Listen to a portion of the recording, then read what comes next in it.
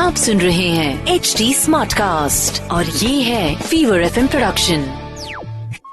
देखिए, दो टाइप की सोच है। एक कि इंसान खुद को बदल ही ना पाए, और दूसरा कि वो बस घड़ी घड़ी बदलते ही जाए। तो शकुनी भैया जो हमारे हैं वो दूसरी तरह के इंसान है। चौसर की पहली कोशिश नाकाम होने पर भी वो चुप नहीं बैठे।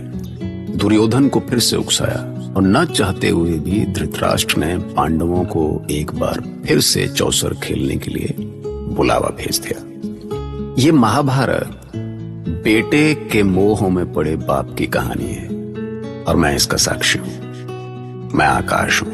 मैंने ये भी देखा है कि कैसे शकुनी लगातार दुर्योधन के घावों को कुरेद कुरेद कर उसके अंदर की नफरत की आग को बुझने से रोक रहा था, क्योंकि आग बुझ गई तो शकुनी बुझ गया, और शकुनी कैसे बुझेगा, बड़ी पुरानी आग है। मेरे होते पांडव तुम्हारा बाल भी बांका नहीं कर पाएंगे भांजे। वो तुम्हारा कुछ नहीं बिगाड़ पाएंगे। मेरे ये पासे अन्याय और अपमान को कुचलने के लिए ही जन्मे हैं। देख लेना भांजे, कल उन्होंने तुम्हारी हंसी उड़ाई थी और आज सारा संसार उन पर हंसेगा।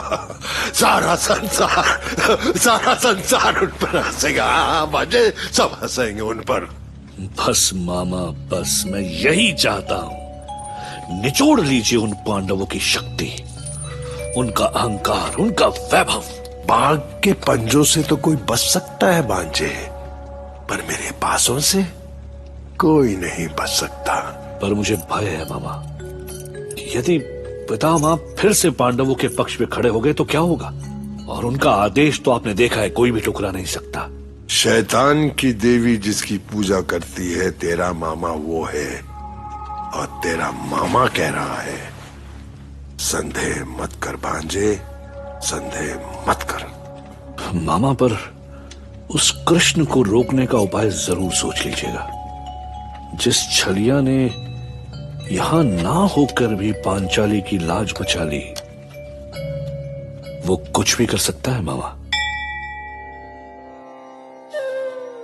आपको तो सब कुछ पता था कृष्ण, फिर ये अनहोनी क्यों होने दी आपने? दूर बैठे तमाशा क्यों देखते रहे? क्या आपके मन ने आपको कोई संकेत नहीं दिया? आपको आभास तक नहीं हुआ? क्या ये समझना मेरी भूल है कि आप हमारी आत्मा में उतरकर सब कुछ जान लेते हैं? तुम जहां हो मैं वही हूं कृष्णा। तुम्हारे स्वर मेरे हैं। तुम्हारी आत्मा से निकली तुम्हारी वो पुकार भी मेरी ही पुकार थी।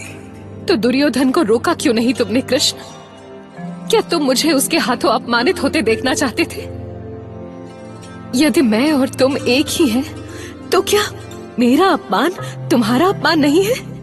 प्रत्येक घटना स्वयं में कुछ रहस्य छुपाए रहती है पांचाली।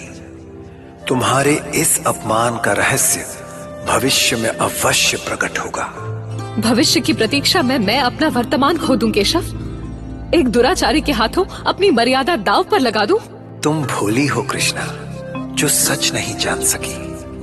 दांव पर तुम नहीं, स्वयं मैं लगा था। तुम मेरी चिरंतन शक्ति हो, और जुए में वही शक्ति दांव पर लगी। मैं तुम्हारी गूढ़ बातें नहीं समझ सकती कान्हा, पर मेरे साथ जो हुआ उससे मेरी जीने की इच्छा खो चुकी है।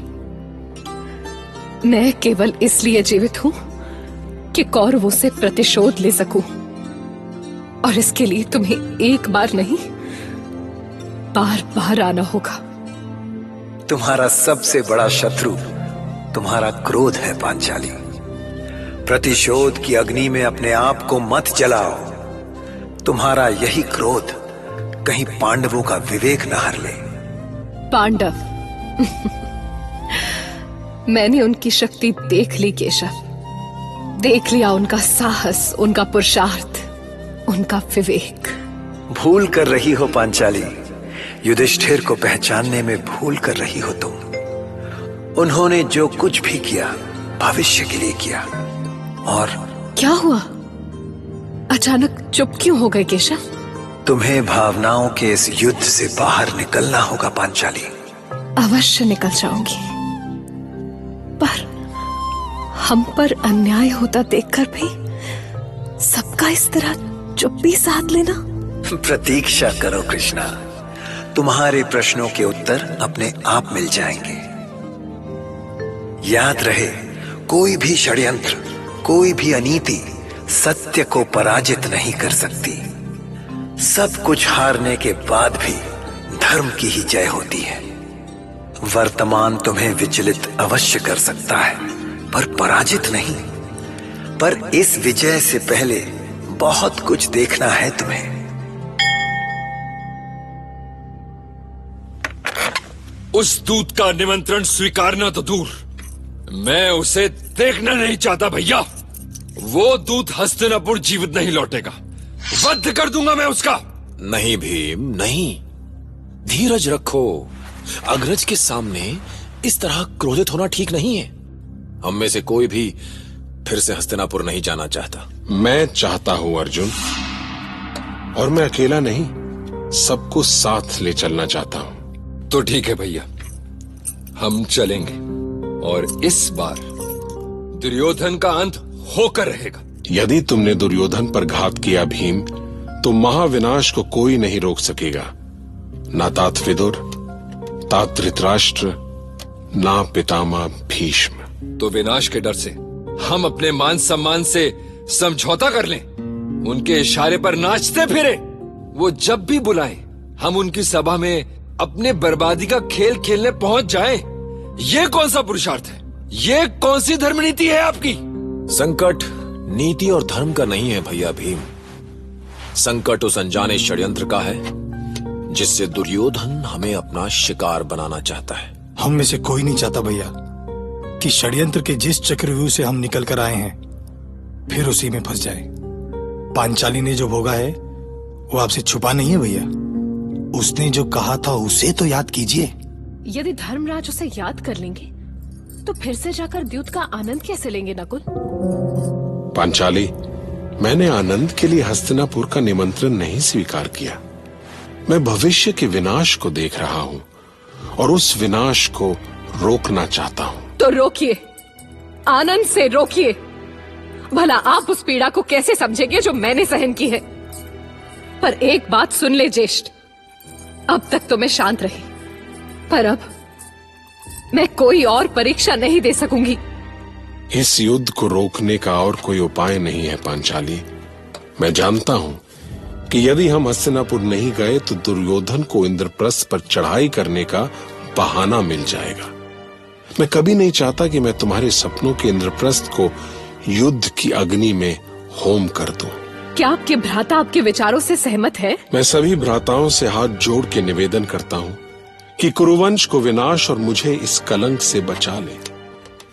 मेरी कोशिश में मेरा साथ दें। मैं सबकी भावनाओं का सम्मान करता हूं। आप सब भी मेरी भावनाओं का सम्मान करें। आप कुछ कहना चाहते हैं भ्राता भीम? यदि कोई कुछ नहीं कहना चाहता तो मैं भी चुप हूं। इसका अर्थ ये हुआ कि आप सभी अपने अग्रज के सम्मान में हस्तिनापुर के लिए निकल रहे हैं। हां पांचाली, और इस बार केवल एक दांव लगेगा। उस दांव में जय या पराजय जो भी मिले, हम सभी को स्वीकार करना होगा।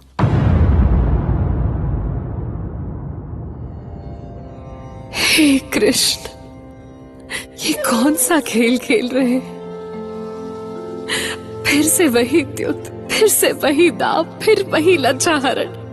आप इन्हीं पांडवों का पक्ष लेते हैं जो बार बार भूल पर भूल करते रहते हैं। आपने कभी समझने का प्रयास किया कि ये फिर से क्यों कूद पड़े उसी जुए में? धर्म का मार्ग कठिन होता है पांचाली, इसलिए तुम अपनी शक्ति बनाए रखना। मुझे केवल तुम पर भरोसा है माधव। नहीं होकर भी तुम सर्वत्र हो, तुम हर एक घटना के साक्षी हो। कोई अनहोनी हुई तो तुमसे ही पूछूंगी और तुम्हें ही मेरे प्रश्नों के उत्तर देने होंगे। तो आखिर द्रौपदी कृष्ण से बात कैसे कर रही थी, जबकि कृष्ण तो द्वारिका में थे? दरअसल भगवान से बात करने के लिए उसको द्वारिका में खोजने की क्या जरूरत है? वो तो कहते हैं ना, भीतर ही होता है। जैसे शैतान को भी तो खोजना नहीं पड़ता, वो भी भीतर ही होता है, शकुनी की तरह। अब इसमें हंसने की क्या बात है मामा? वो आ गए हैं और अब हमारे साथ खेलेंगे भी, पर केवल एक दांव। और उसी एक दाव में उनका सर्वनाश हो जाएगा भांजे। और यदि हम वो दांव हार गए तो? हम कभी हार ही नहीं सकते भांजे। तुम हार सकते हो, मैं हार सकता हूं, लेकिन मेरे पास से कभी नहीं हार सकते। अर्थात मेरी विजय निश्चित है? तुम सिर्फ विजय का उत्सव मनाने की तैयारी करो भांजे। विजय की तैयारी। विजय की तैयारी। मैं समझ नहीं पाता युधिष्ठिर कि ऐसा कौन सा बंधन था कि तुम एक बार अपना सब कुछ हार कर फिर से वही अनैतिक खेल खेलने चले आए। क्या अभी भी दुर्योधन को समझना बाकी है? क्या तुम अभी तक शकुनी के पासों को नहीं समझ सके? मैं तात धृतराष्ट्र का निमंत्रण कैसे ठुकरा सकता था पितामह? उन्हें कैसे ना कह सकता था मैं? ना नहीं कह सकते तो जाओ, खेलो सर्वनाश का खेल। जाओ, सभा सज गई है, वही सभा, वही पासे, वही शकुनी और वही अनैतिक दांव। मैं सभा को बता देना चाहता हूं कि इस बार भी मेरी ओर से गंधारपति शकुनी ही पासे फेंकेंगे। और पूर्व निर्धारित शर्त के अनुसार इस खेल में केवल एक दाव खेला जाएगा। दाव हारने वाला 12 वर्ष तक वनवास करेगा और 1 वर्ष अज्ञातवास होगा, जिसमें उन्हें छिपकर रहना होगा।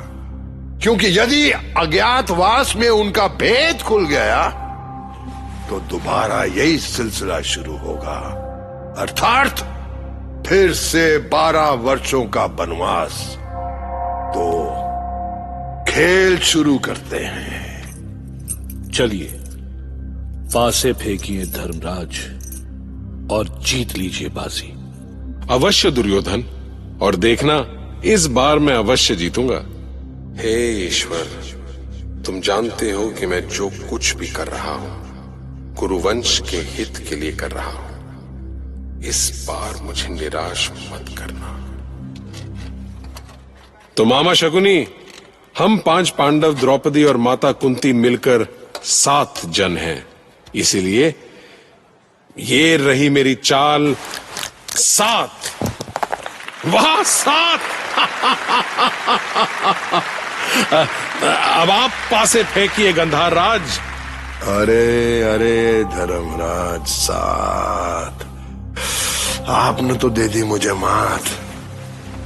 आपने तो मुझे दुविधा में डाल दिया। अब मैं क्या चलूं मैं? हाँ, नो, ये नो, नहीं, रुको, क्या करूं? हाँ, अब मैं सबसे बड़ी चाल चलूंगा, 12। और देखना, मेरे दोनों पासों में 6 आएगा। 6 और 6 12। लो, ये मारा 12। मैं इसे नहीं स्वीकारता। ये छल है। सुबल पुत्र ने हमारे साथ छल किया है शकुनी ने। ये छल नहीं है, तुम्हारी मूर्खता का फल है। हमारे साथ षड्यंत्र हुआ है महाराज। शांत हो जाओ भीम, शांत हो जाओ। मोटे भैंसे की तरह गरजने से हार जीत में नहीं बदल जाती। मैं तुझे चीर डालूंगा दुर्योधन।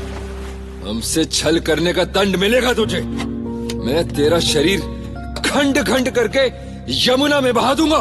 तुम्हें चेतावनी दे रहा हूं भीम, चुपचाप बैठ जाओ, वरना इस सभा में मेरे योद्धाओं को देख रहे हो ना, तुम में से कोई भी सभा से जीवित नहीं निकल पाएगा। तो ठीक है, जिसमें साहस है सामना करे मेरी गदा का। अब कौरव और पांडव आपस में लड़ पड़े। देखो क्या है, लड़ने का क्या है, लड़ पड़े। उनको समझ में आ गया था कि शकुनी ने जरूर कोई खेल खेला है, पर अब जो होना था सो तो हो ही चुका था। और जब कोई एक बार जलने के बाद भी फिर से आग में हाथ डाले तो क्या कहेंगे उसको, आप बताइए युधिष्ठिर? हाँ, अरे नहीं, इतना ना बेचारे पे यार तुम। खैर चलिए, महाभारत।